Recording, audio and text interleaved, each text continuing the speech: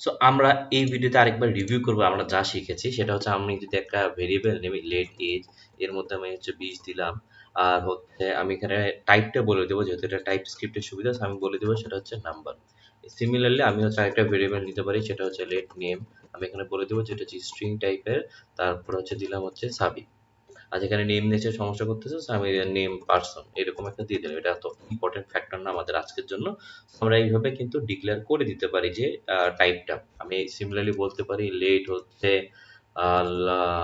City, city বলতে পারি, তারপর হচ্ছে স্ট্রিং, তারপরে হচ্ছে এখানে বলতে পারি হচ্ছে সিটি, এইভাবে বলতে পারি।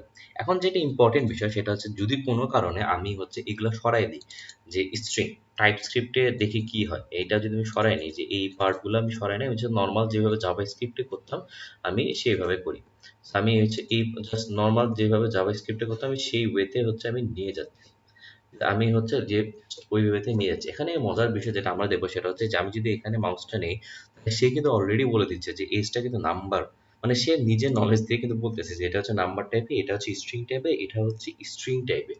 So amazing. সো এটাই হচ্ছে টাইপস্ক্রিপ্টের সুবিধা। এখন আমি যদি এজের মধ্যে আমি হচ্ছে স্ট্রিং দিতে চাই, কারণ সে নিজেই বুঝে গেছে যে নাম্বার, তাহলে কিন্তু আর হবে না। এই যে দেখেন এখানে কিন্তু সে আমাকে বলতেছে যে type string is not assignable to type number. এখানেই হচ্ছে টাইপস্ক্রিপ্টের মজাটা। আপনি এখানে বলেও দেননি, কিন্তু আপনি যেহেতু প্রথমবার তাকে এইভাবে একটা নাম্বার দিছেন, সেজন্য কিন্তু এই জিনিসটা আপনি দেখতেছেন। যদি এইরকম হয় আহ, অন্যভাবে হইতে পারে যে লেট হচ্ছে লেট আইডি নাম্বার, এরকম হচ্ছে একটা ভেরিয়েবল থাকতেই পারে, যে একটা আইডি নাম্বার, তারপর হচ্ছে আপনি হইতে পারে যে আইডি নাম্বারের মধ্যে আপনি রাখলেন হচ্ছে 5, এখানে রাখতেই পারে। আবার আইডি নাম্বারের মধ্যে রাখলেন হচ্ছে সাবিক, তাহলে কিন্তু কোনো সমস্যা নেই, এখানে কিন্তু কোনো এরর পাচ্ছি না। এখানে আপনি যে আইডি নাম্বারে ওই আপনার মাউসটা নেন তাহলে বলতে হবে এনি টাইপটা নিয়ে আমরা একটু পরে জানবো, বাট আপনারা বুঝতেছেন যে যদি আপনি প্রথমেই বলে না দেন তাহলে কোনো সমস্যা নাই, সে নিজের মতো বলে দেবে এটা এনি টাইপ।